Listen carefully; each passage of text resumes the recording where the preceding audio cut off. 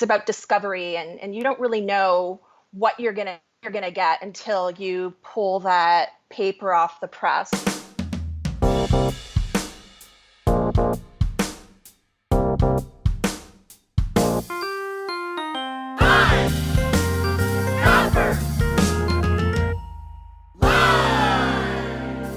Hello, print friends, and welcome to the 52nd episode of Pine Copper Lime, the internet's #1 printmaking podcast.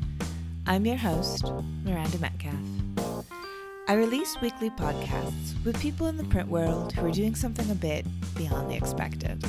So please subscribe on your podcast listening app of choice. You can also find Pine Copper Lime on Instagram and Facebook, and you can sign up for our monthly newsletter with print news from around the world, all at pinecopperlime.com. We also have a Patreon page, where, if you like Pine Copper Lime, and you want to donate a few dollars to us each month, it really makes a difference to us. So, printmaking forever, shun the non-believers. This episode of Pine Copper Lime is brought to you by our sponsor, Speedball Art Products, who've been bringing a diverse range of high-quality products to your creative practice since 1997. Their newest initiative is Speedball's Print Posse.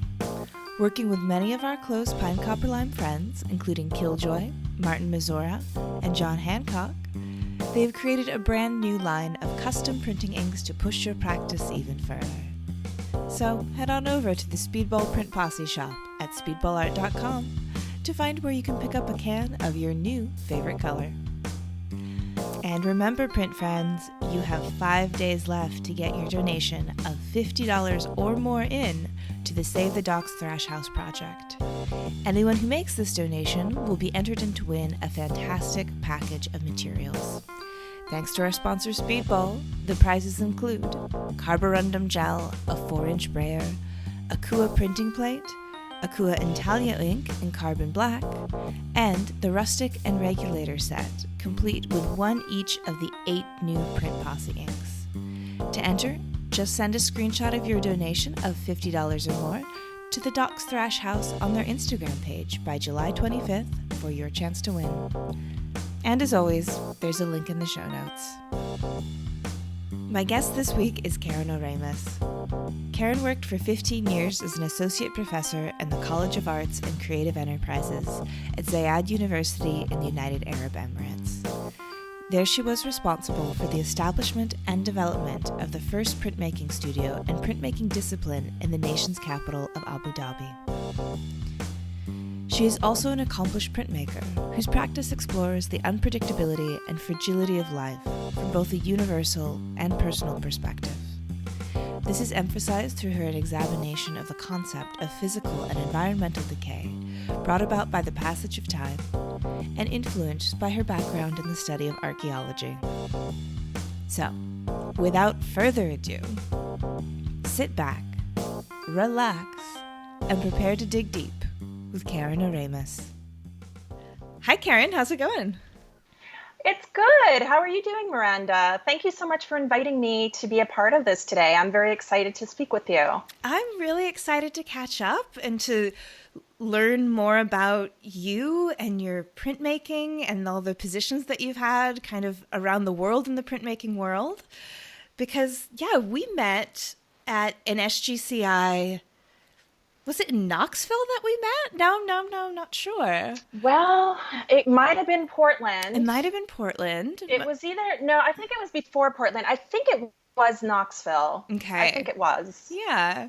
At the time, you were at I want to say Zayed University? Zayed, yes. Zayed University. Zayed University in the United Arab Emirates. Correct. And I was just completely impressed by how far that you'd come to travel to be in Knoxville. And then we got to talking, and I just thought that you were doing some really beautiful work.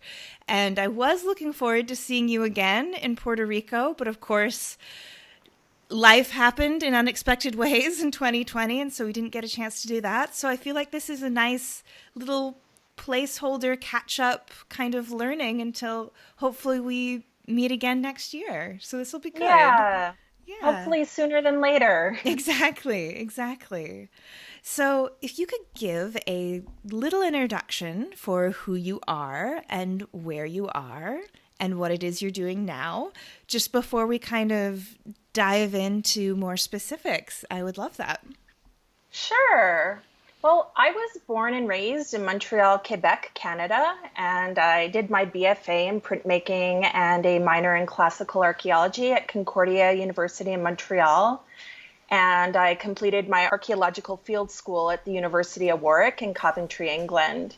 After getting that degree, I moved to Rome, Italy for 3 years, where I studied painting and printmaking at the Accademia di Belle Arti di Roma, so the Academy of Fine Arts in Rome. And I worked as an archaeologist throughout the summer months in Calabria.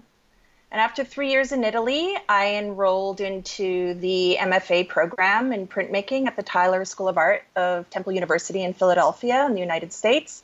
And once I graduated from there, I continued on there teaching part-time, and I then accepted a position at Zayed University in Abu Dhabi in the United Arab Emirates, where I worked for 15 years as an associate professor, where I was responsible for the development of the printmaking studios and curriculum, and I contributed as well to the establishment of the College of Arts and Creative Enterprises in my previous tenure as an academic administrator at that institution. 2 years ago in August, I left the UAE and I accepted a position at Winthrop University as chair of the Department of Fine Arts in the College of Visual and Performing Arts in South Carolina in the United States. So that's where I am now. Yeah. So not too much travel, pretty steady, straightforward. Yeah. Well, I love traveling. It's always been when I did my study abroad as an undergraduate, that was it for me. That was it. I just needed to learn more about the world, and I knew there was something much bigger beyond the space that I grew up in. And I have both my parents are from Europe, so I introduced to various cultures from a very young age. So it's and I'm planning to keep on traveling, but I'm very happy to be back in North America and ground myself and lay some roots for my children who are very young. They were both born in the UAE, and it was time to come back to North America. Yeah. And I'm very happy. Yeah, definitely. So how old are your children then? I have a 5-year-old, Lucas, and I have a 7-year-old girl, Ella. Aw, yeah, because I think that's, as someone who lives abroad and thinks about what it is to start a family abroad, if that's what we end up doing, it's an interesting thing to me about sort of, when do you make that jump to lay down roots? Because it feels like you need to do it when they're under a certain age to be like as less disruptive, right? It's sort of, I think that pulling a 15-year-old out of a continent that they've known their whole lives to another is, I feel like, very different than pulling a 5-year-old away. And of course, transition can always be chaotic for any family, but yeah, it definitely seems like the timing in that is probably, something to consider. Absolutely. And it all worked out great. My family and I are very happy where we live, and I love my job. So beautiful. We're excited. Excellent. Yeah. Excellent. So I'm always really curious about how people come to printmaking, but particularly for you, because you were studying archaeology, which of course is in the field of STEM. It's a science. And so it makes sense that brought you to Rome, because from, I spent some time in Italy, not in Rome, but I just remember these stories of, you're digging a new well and people are just basically throwing, bits of marble sculptures over their shoulder. It's just so rich for archaeologists and for people who study that classics particularly. But then while you were there, that is actually how you came to printmaking. Is it what it sounds like? But yeah, just please tell me that story. It actually was the opposite. Absolutely. It's actually the opposite. I started off, I knew right away. Here in Quebec, we have, after high school, we go up until grade 11, and then we do 2 years of what we call cégep, which is pre-university. But you get out all your gen eds. But what's so great about it is you have 4 semesters to really focus on the area that you're planning to study when you go to university. So for example, I chose visual art and I did 4 semesters of painting, 4 semesters of drawing, 4 semesters of printmaking, 4 semesters of sculpture. And it was a way for me to really see what area in the arts I wanted to focus on. And it was printmaking. So that was something really exciting for me. And so when I applied to Concordia, I had my portfolio and I got into that department. So it really started off with printmaking. And when I did a study abroad as an undergraduate, I fell in love with archaeology. We were brought to Rome and all these other archaeological sites. And well, true story, either it was a very strong dream that I had, or I did have an out-of-body experience, because I remember that it was one of the last nights in Rome and I had this hotel room overlooking the Roman Forum, and I soared above it in this dream or out-of-body experience, which I like to believe it was. Yeah. And I somehow found that everything was so familiar to me. I felt like I was somehow connected to the society there. And in that dream, I said, I am going to go back to Canada and I'm not going to complete my degree. Well, I was completing my degree. I was about to graduate with my degree in printmaking. And I'm going to go back and I'm going to study classical archaeology with a focus on Rome. And once I'm done with that, I'm moving to Italy. And I did it. So it was very much, it was the opposite. I found the archaeology later, and somehow archaeology was somehow intertwined with printmaking for me. They're both about, I was really working predominantly in intaglio in my undergraduate. That was really the area that I focused on.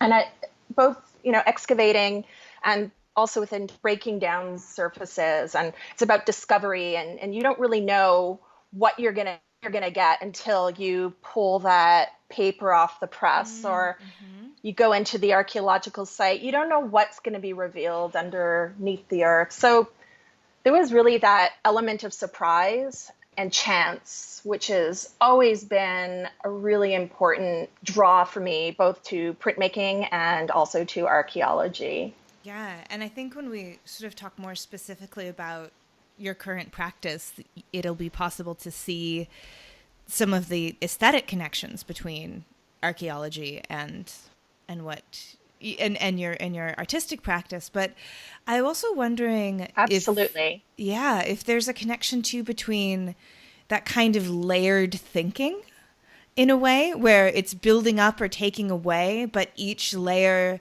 gives information to the one above or below it in order to form a story. Yeah. Absolutely, Miranda. I only think in layers, and I always think in layers. And everything I do, it's layers, whether it's in Photoshop or whether it's with my drawings on Mylar.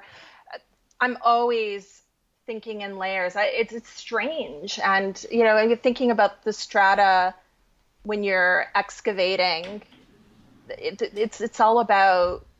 See, I was always, as an artist, I was always tasked on the archaeological sites with the drawing. And sometimes I'd be in a trench drawing the strata and the earth, and sometimes with artifacts jutting out. But just looking at civilization upon civilization, the site in particular that I worked on for many seasons was called Scolaccium. It was in Calabria.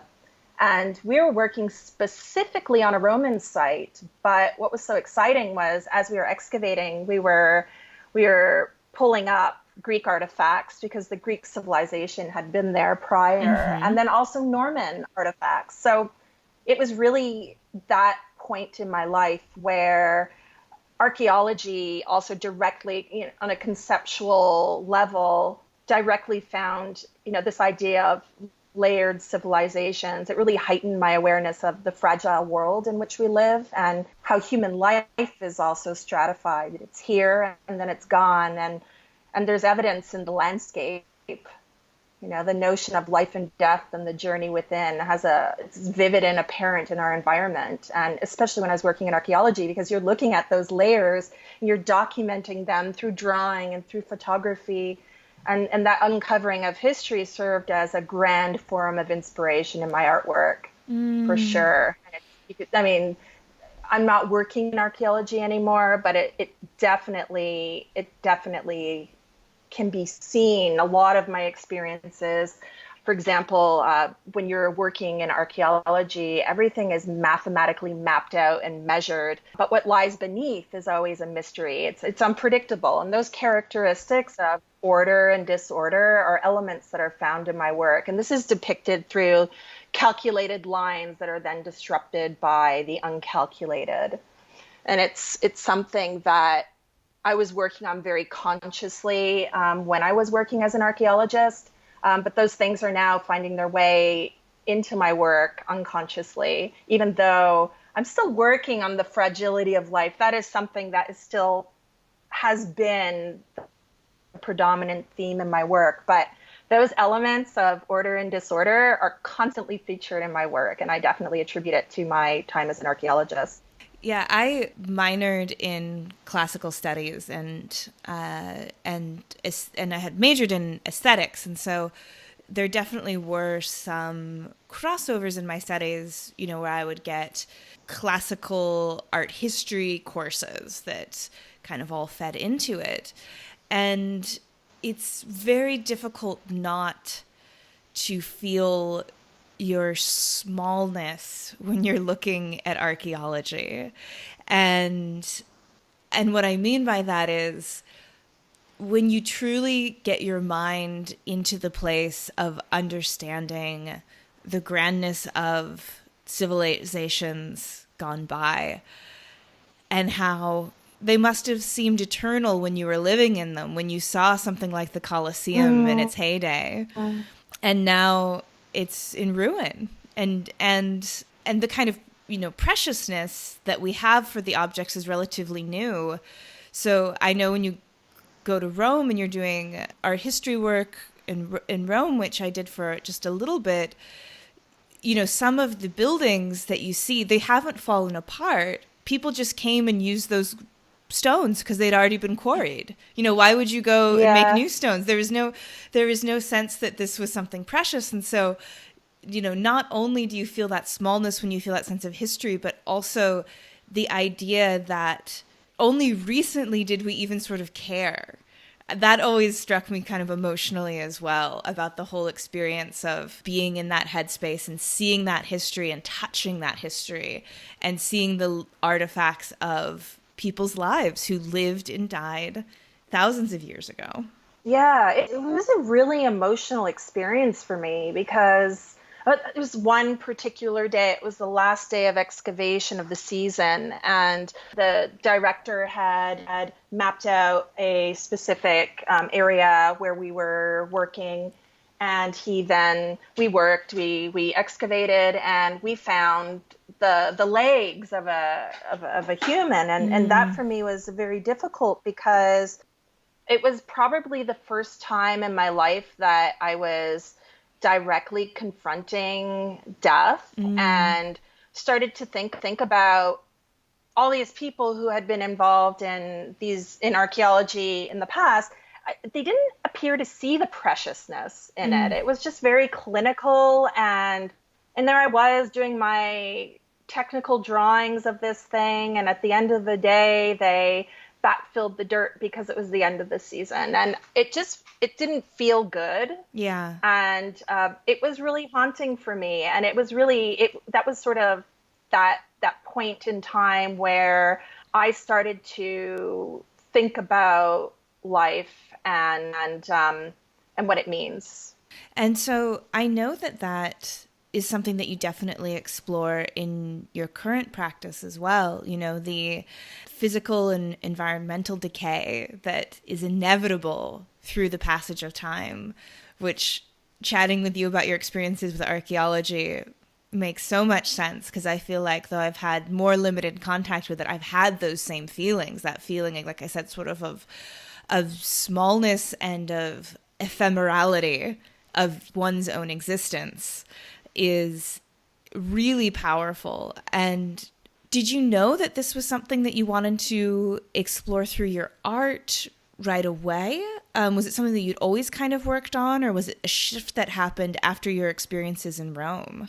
No, it was definitely the type of work that I was doing in my undergraduate degree was very architectural. Initially, that was a direction that I was interested in going in, because I was so drawn to, very precise, calculated drawings that were, a lot of right angles. And, I'm a big fan of Canaletto, for example. I was doing that kind of work. Definitely not to the degree that he does it, but I was doing a lot of architectural work. It was very representational, and I spent a lot of time going to Italy and doing etchings of these monuments and these fantastic churches, and that's what I was doing. In terms of, it was more about an interest in the architecture, and then my interest in sort of perfecting an aquatint and how to make a perfect etching. It was very technical at that stage, and I'm sitting amongst some of these drawings right now here in my dad's apartment, and it's funny because once I started working as an archaeologist, it was instant, and my work started to take on the appearance of something that was abstract, but they were in no way abstract. They were things that I was staring at for 8 hours a day, like these trenches, the stratigraphy. And I'm not sure many people have seen some of those earlier etchings that I did. As I was working on my degree in archaeology before I moved to Italy, I was still working in the print studios at Concordia University as a monitor. So I was still making work, even though I had finished all my coursework for printmaking. But yeah, I was all of a sudden, people were like, "You've gone abstract," and there's nothing abstract about this. These things exist. And it was automatic, and it was funny because when I moved to Italy, I remember initially before I started the archaeology, I was, standing back and photographing these wonderful monuments. But now I was more interested in the little things that were happening within these monuments. So I remember, gosh, I don't remember what metro station it was, but I went up and down the escalator for about, I don't know, an hour trying to capture the decay in between the handrails of the up and down escalator, and I was running up to buildings and photographing things. And people would be like, "What are you doing?" Or people thought I was strange. I was not like the other tourists, but I was very interested in the marks and the patterns and the shapes and the wabi-sabi of these buildings, things that have deteriorated through the passage of time. Every mark, line, scrape, crumble, rusted. I was very interested in these beautiful forms in these old monuments, and also just like these wonderful trenches and the strata that I was drawing on archaeological excavations. So it just happened. It wasn't a conscious thing at all. I just started, that's what happened in my work, and I sketch a lot, and I'll do these representational observational drawings quite frequently, but nobody really sees those works anymore.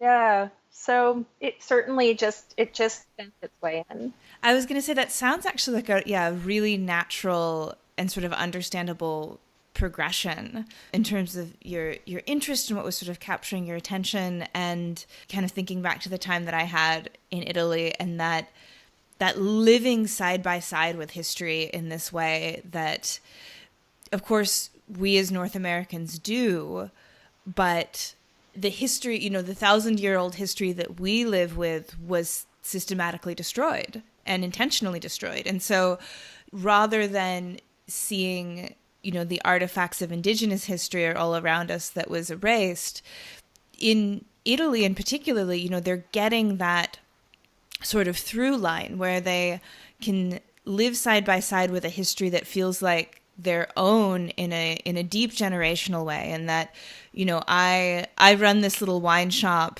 in Venice, and so has 6 generations before me. And it's great. It's so wonderful. And as someone coming from North America, I found it just incredibly captivating. And also what I found was interesting about it is sort of, at least the Italians that I got to know while I was there, who were all sort of young bohemian musician guys, you know, they weren't interested in it. You know, they were like, I don't care about this. I don't care about, oh, it's such and such Saint's Day and this is what we do on it, and this is, you know, or this is how old this is. They're like, I want a job. You know?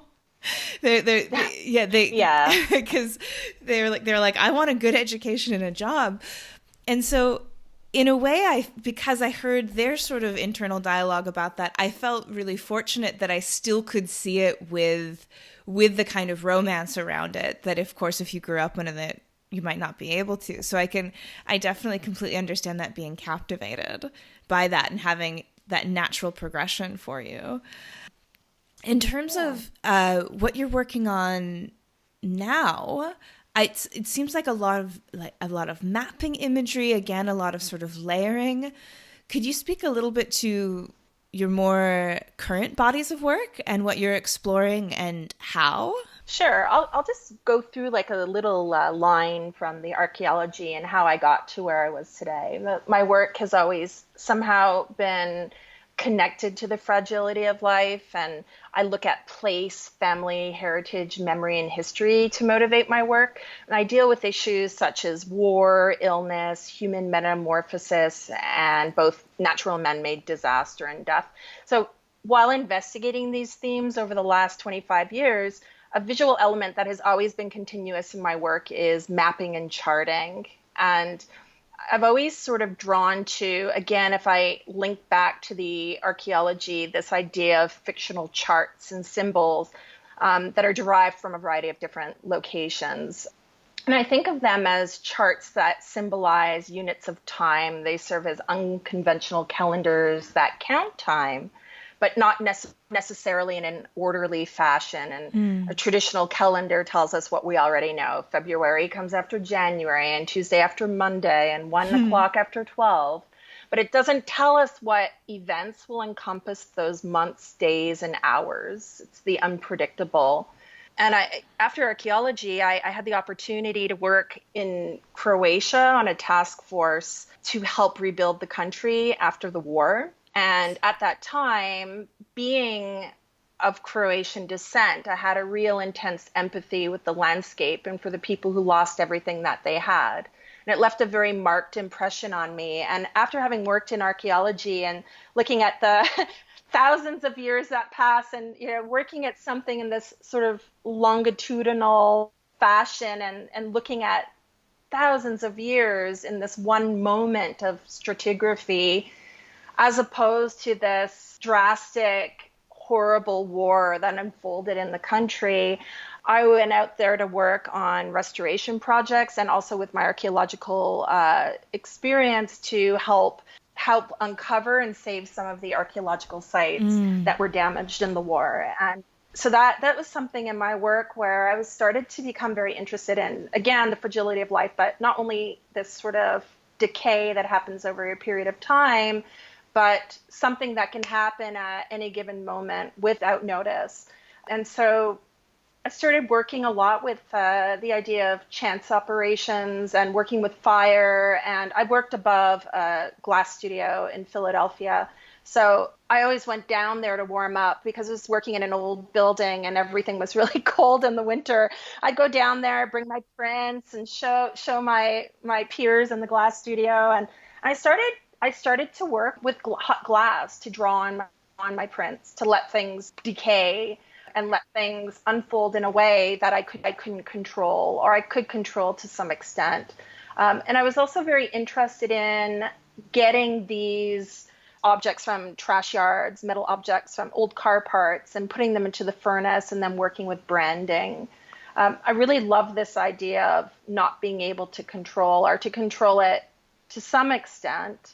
And so my work moved sort of in that direction. And the last decade, my work has specifically addressed decay and transformation through the result of Alzheimer's disease, which unfortunately appropriated my mother over several years. And the conceptual support found in this work, again, has a symbolic underpinning that can be found in several bodies of my work over the last 25 years, which include maps that signify place and distance, which demonstrates both the physical and mental distance that we experienced throughout her illness. And the maps often represented real locations that were manipulated, masked, or confused. And investigating how disease can slowly decay memory pathways, making them latent, dormant, or unintelligible. This sort of embodied in the confusion experienced by my mother throughout her illness. In recent years, I have been exploring the conceptual exploration of matter, energy, mind, and spirit, and their interplay immersed in the experience of the ephemeral. This has been like key foci within my creative practice. And I have been exploring connections between the spiritual and the scientific with an aim to visualize and represent impermanence and the invisible. These investigations, specifically looking at the body as a vessel and how disease can slowly change the physical, and ultimately the loss of the tangible presents the search for the infinite nature of energy and its locations. And so my creative research has focused on mapping out such places through imagined cartographies and descriptions of other conceptual realms that exist in inaccessible, obfuscated locations. So a body of work that I recently had on exhibit in Venice, Italy in November, thankfully just prior to the pandemic striking, was titled Obscured Locations in Pursuit of Paradise. And in this body of work, I aim to map out unknown locations through these imagined cartographies, which conceptually depict utopia, heaven, paradise, or other realms that we know about through some description, but we can't actually arrive to.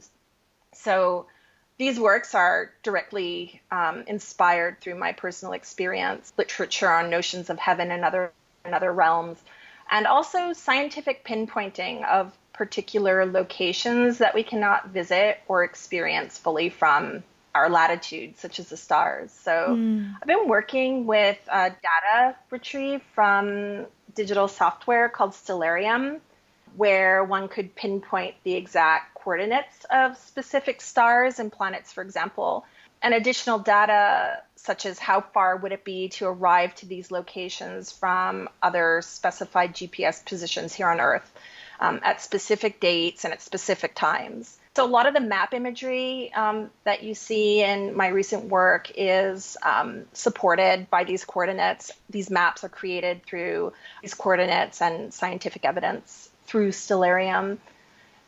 And again, using these GPS positions somehow linked again to mapping and just trying to find or trying to understand or make sense of where one goes when the physical no longer exists. And there's a parallel body of work that I'm working on right now called Circumventing Obfuscation. This is my most recent work, which continues to explore mortality, ephemerality, and the fragility of life. So obfuscation referring to the obscuring of communications' intended meaning. So obfuscation is a Latin word. I always somehow jump back to the Latin in my work, make reference to it. And the goal of this research is to conceptually circumvent or enlighten what has been darkened. So to illustrate this point further, imagery of looking at disease, past growth, and also efforts towards preservations and cures, just to engage the audience to observe biological phenomena in ways that it may otherwise be obfuscated or perpetually invisible. So when I was still in the UAE, I got a grant to create some of the work that I'm working on right now. And I was working with a microbiologist and a computational chemist to learn more about visualizing the invisible. So I was doing that with the Stellarium software, and then I moved into I love this idea of microscopy and human microbiome and genetics and microscopy and neuroscience and brain tissue and memory from a fine art perspective. And I started off by just taking swabs from my doorknob at the university and watching things grow, and it was amazing and scary, especially now that we're knowing that with this pandemic. I have always been a germaphobe, and I'm secretly happy that I can walk around now with my mask and my gloves and disinfect things everywhere I go, because I'm not looked at strangely anymore. You're living how you've always wanted to live. Yeah. Yeah, so I guess my most recent work, I'm really interested in this idea of bacterial growth on petri dishes, which I record and I edit through the process with digital microscopes. And so I did a lot of that legwork. I've got a lot of data and a lot of imagery that I'm working on animating. I have one animation that's complete already. There's so much work to do, and I have so much stuff to work with. It's just finding the time, but that's what I'm working on right now. And I don't know if you noticed in my work, I'm very interested in examining how traditional printmaking has been infused with emerging technologies, and that's really been at the nexus of my research in recent years. And so I've been doing a lot of what I think are really cool three-dimensional prints from these bacteria in petri dishes that I've grown, where I'm printing them out working with some digital prints and screen printing and a little bit of etching. And I layer these prints onto the museum board. And then I go in and I sequentially laser cut them to sort of mimic what was happening in the petri dishes. And it's funny because when I had my show in Venice, I had these larger pieces. They're about 45 by 45 centimeters imagery from the petri dishes that I then sequentially cut and reworked with the laser cutter. Again, breaking into the surfaces. I'm always thinking about archaeology and then bringing back screen printing and building up the surfaces, adding wax to create another type of materiality over the print, obfuscate it slightly, but then bringing back screen printing and printing on top of that. So again, it's somehow related to the archaeology again, this idea of strata. And it was funny because I had these pieces in the gallery in Venice, and I had a lot of people ask me if it was safe for them to go right up to them. Asking if, there was actually, in fact, bacteria. And while that was really my original intent, I soon learned that would not be a healthy way of proceeding. But I was enamored by, it was 2 years ago at the Venice Biennale. The Israeli pavilion was amazing because the artist, whose name I can't recall at the moment, was actually working with mold and bacteria in the space. And they had that disclaimer outside of the pavilion. It was really cool. And it was my original intention. And I did a lot of work, but I thought it would probably be best to reproduce these things with print instead of getting people sick. Yeah. Well, I have to say, so my favorite science courses were always microbiology. I loved that kind of, taking a swab and putting it in the petri dish and then popping it in the oven and coming back the next day, and it's like a reveal. It's like a print reveal. You open up the little incubator door and you don't know what you're going to have. And your series, I think it's Colonium ignota, if I'm saying that correctly.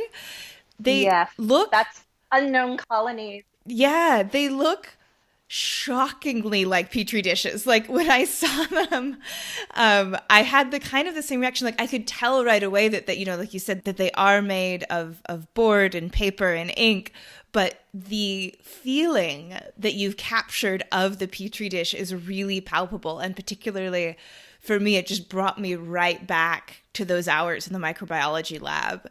But as you said, it also has that layering with archaeology, and then this kind of element too of, you know, you were talking about having, you know, being interested in the ways we visually represent the unseeable or the unknowable.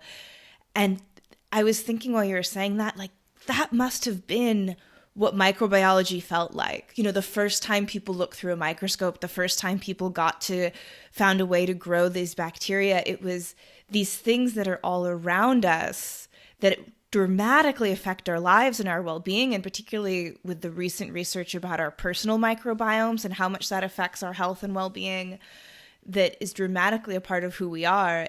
That must have felt like, for the first time when humans started doing it, that they were seeing what had previously been unseeable. Can you imagine the excitement? And it's just so hard until you actually engage with it to imagine, to see it happen. I don't remember doing microbiology in high school. And so that's why I wanted to work with the science department at my last institution to learn a little bit more and find new ways. I love science. I'm like obsessed with it. And that's why the archaeology was something that I went into. It was a little too clinical for me. I think I like very much the romantic side of archaeology. And I haven't been working in archaeology in a very long time now. It's I guess since I moved to the UAE, but definitely I love mapping and GPS and the stars and astrology and astronomy, and all of that. For me, it's all relevant to what I do, and I just have so much that I still need to do, and I don't know where I'm going to find the time to do it, but I'm excited. I'm excited about all the things that I want to do and explore and research and make. I think that's such a beautiful place to be in. Like, it can feel kind of overwhelming when you do realize you have this such a rich vein to mine, and you're like, well, I may never get to the bottom of it, but at least I'll never be bored, which I think is a beautiful place to be. And one of my favorite courses that I took in my postgraduate work was one that explored the ways in which science and print overlap. And it was actually through printmaking in the human body. And I think one of the things that gets lost a little bit, but is one of my favorite parts of printmaking, is the places where it overlaps with science, overlaps with the standardization of information, with sharing information, and the fact that it is, of course, a technology. And so I've always appreciated in your work how it dives into that a bit, because I think it can get lost a little bit that, of course, while all visual culture has a connection to the sharing of information, printmaking has this incredible intimacy with that history, which is beautiful and moving and so important to human history. Absolutely. I completely agree. Yeah. Well, with the time we have left, because I definitely want to be respectful of your time, I want to make sure that we do get a chance to chat a little bit about the 15 years that you spent in the United Arab Emirates and how you developed the first printmaking studio in Abu Dhabi, and just working there and in that, you know, very different culture, and kind of starting from the ground up and building what you did over the decade and a half that you were there. Yeah, with pleasure. It was a really, obviously, a big chunk of my life, and I'm very happy that I was able to experience what I did in those 15 years and contribute in the way that I did when I was there. A big part of me coming back was I felt that I had really succeeded with what my the academic strategic plan that I put into place when I got there.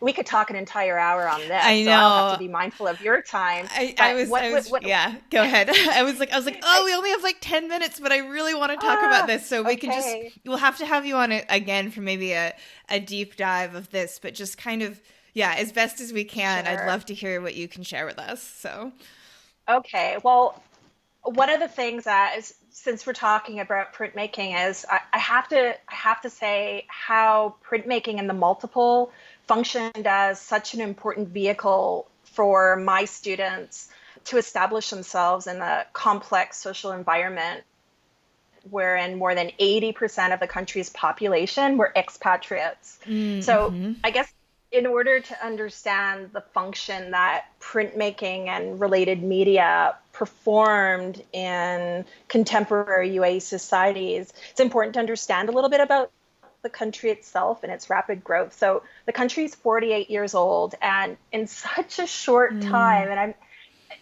I mean, it baffles me when I think about it. In just the 15 years that I was there, there was a tremendous shift in the lifestyle of the Emirati population and the UAE landscape. But it had a very short and modest history of the visual arts and an even Mm-hmm. shorter one in printmaking. And in this short time, within the 48 years, this country rapidly shifted from a modest pearl and date industry to one that was independently rich in oil. So Mm-hmm. I spoke with students in my class who were in their 20s, whose grandparents and people were having children very young. They have their children quite young in the UAE in their early 20s. And then, of course, my students' parents had them even younger, and their grandparents had them even younger. So if you're thinking about that time frame, some of these students' grandparents were, my age. So Mm-hmm. they were telling me that their grandparents would go by camel between Abu Dhabi and Dubai, and it would take them 1 week, and that they were living in tents. And Uh-huh. I go to various locations, these great big shopping malls, or these amazing structures, like if you think about the world's tallest building, or the indoor ski hills and Mm-hmm. side shopping malls, and these crazy 7-star hotels and rotating buildings. These have all displaced the temporary Bedouin dwellings that once marked this desert landscape. And I literally saw the city go up before my eyes in the time that I was there. And then going to some of these locations, you see our students' grandmothers almost scared and amazed, and what is going on. Yeah. And it just baffles me how fast the country developed. And so concurrent to all of these projects, like temperature controlled covered cities for Expo 2020 and rotating buildings and all these high profile initiatives, the country's location has also attracted art dealers and gallery owners and Mm-hmm. curators and educational institutions from around the globe. And so, as you are aware, there are key cultural projects that were specifically initiated to stimulate the economy, such as the man-made island, the Sadia Island, which now houses the Louvre Museum, which was Right. designed by Jean Nouvel, which I'm so happy. They were talking about doing this when I first arrived. So I actually went to the opening of the Louvre, which was very exciting, and the Guggenheim, which we were working with very closely. They haven't created their structure yet, but what's exciting is that we are working with these great institutions at the university on a lot of programming. But prior to 2007, I mean, there really wasn't a lot of support for UAE artists. In 2007, we had the international art fairs. They were initiated both in Abu Dhabi and Dubai. And this provided like a stark contrast to where we were exhibiting artwork prior to that, in shopping malls and in parking lots and in hotel lobbies and on the beach. So it was really an amazing thing. And we all stood in disbelief because it was very hard in the early days to try and get people to show our students' work. I remember going to the Abu Dhabi Cultural Foundation and saying, I would love to have an exhibition of these Emirati artworks, and they're, oh, we don't have Emirati artists. And I said, what do you mean we don't have Emirati artists? I work with them. Yeah. They said, well, we mostly just show the work of the artists through the embassies from their respective countries. It was very, very difficult. There was a serious disconnect between the financial investment and in facilities and events versus the limited support and fostering of Indigenous local artists. And art fairs and related events they weren't very interested at the time to host Emirati artists. And so printmaking was a way for us to get work out, the multiple out in a variety of different locations, in car showrooms and in shopping malls, in a variety of different locations. So people could see that UAE artists actually did exist, and they were there. And so disseminating their work throughout various locations and doing a few guerrilla tactics and having students create prints and then reproduce those prints and handing them out as postcards and at the art fairs, because they were underrepresented in the earlier years. They were not represented at all, in fact, in the earlier years, the art fair. That has changed since. So these sort of educational strategies to highlight UAE artists I guess the university was really the only true breeding ground and support up until recently for that generation of artists and printmakers in the UAE. And it was really my task, if you will, or my plan to make sure that they got their work out into the community. And in 2009, our students actually had the opportunity to show their work in conjunction with the Venice Biennale. I co-curated an exhibition. We had a UAE pavilion, and the UAE artists were very interested in being involved with this big event. So my colleague at the time, Janet Bellato, and I curated a show called Emerge, New Ways of World Making, to celebrate this great event. I believe the UAE was the first country in the Gulf to be represented at the Venice Biennale. And this was such a momentous milestone because we were able to get so much international attention that all of a sudden back home in the UAE, things started to emerge. And that's hence the title. In their own country, and there was a lot of support. We did another exhibition in Venice in conjunction with the 2011 Biennale, Emerge 2, Radiating Ports. And in both those exhibitions, we had repetitive imagery in shop windows and restaurants.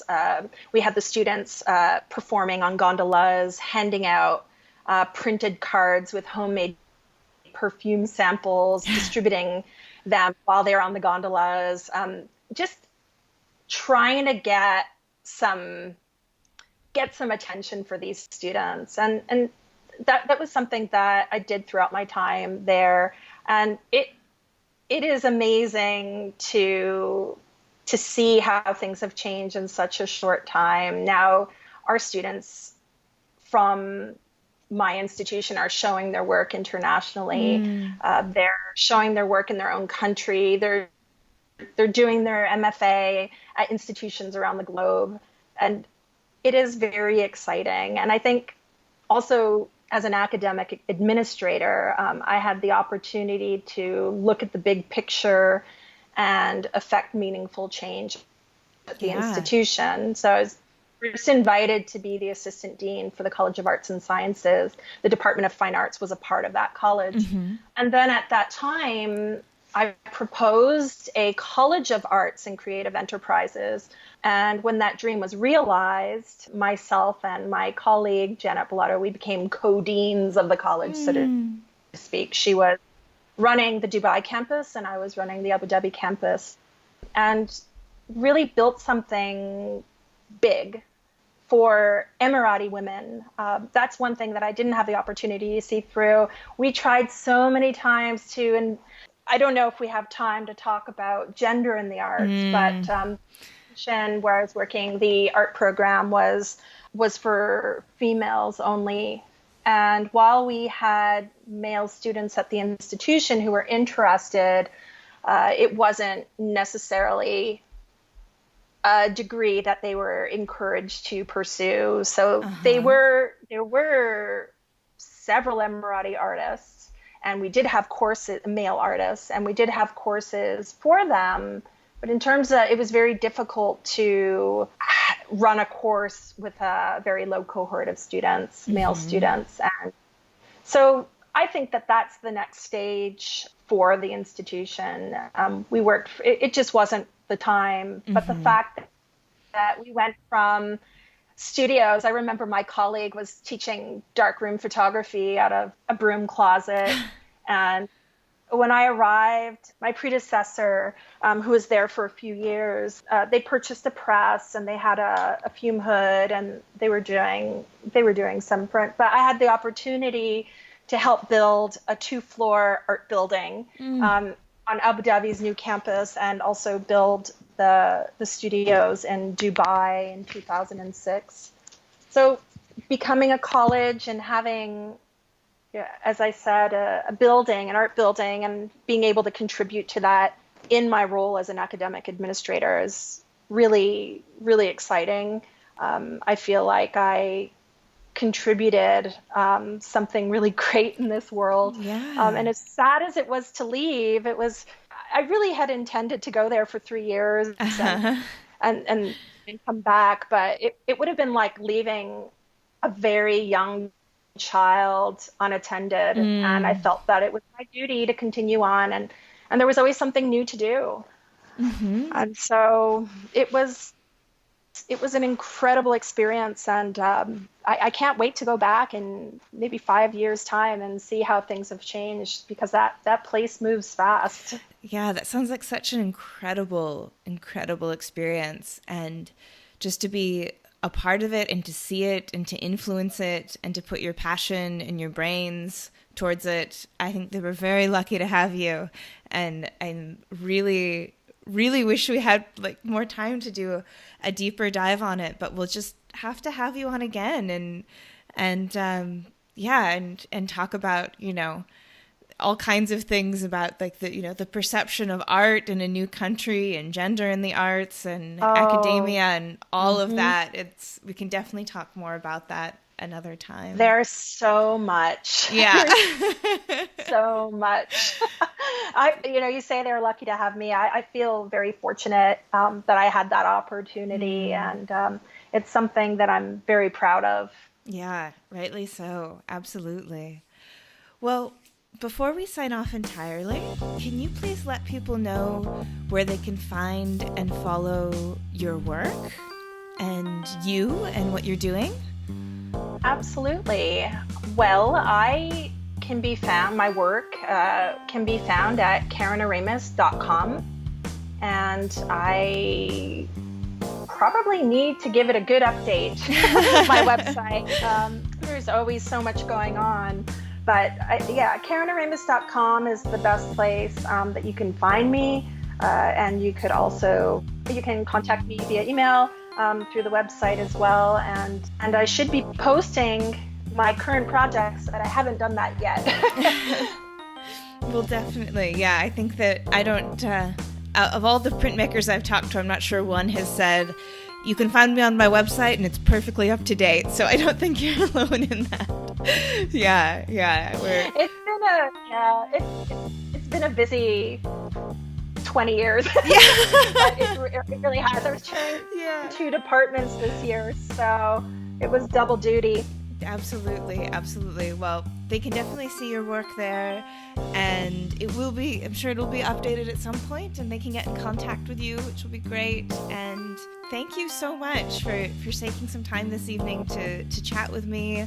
And it was great to catch up and just, speak with someone who's so engaged in the world and all of its beautiful aspects. It was really a pleasure. It was a pleasure speaking with you too, Miranda. Thank you so much again for inviting me, and congratulations on the success of Pine Copper Lime. Oh, thank you. Thank you. I will be in touch as we get closer to publication, and I'll look forward to working with you more in the future. I look forward to it as well. Well, that's our show for this week. Join me again next week when my guest will be Itazu Satoru. Itazu is a Tamron-trained printer who has been running a lithography studio in Tokyo for more than 30 years. We'll talk about the state and practice of contemporary printmaking in Japan, decades of collaborative printmaking, and the future of studio work in the age of COVID. You won't want to miss it. This episode, like all episodes, was written and produced by me, Miranda Metcalf, with editing help from Timothy Pauschak and music by Joshua Weber. I'll see you next week.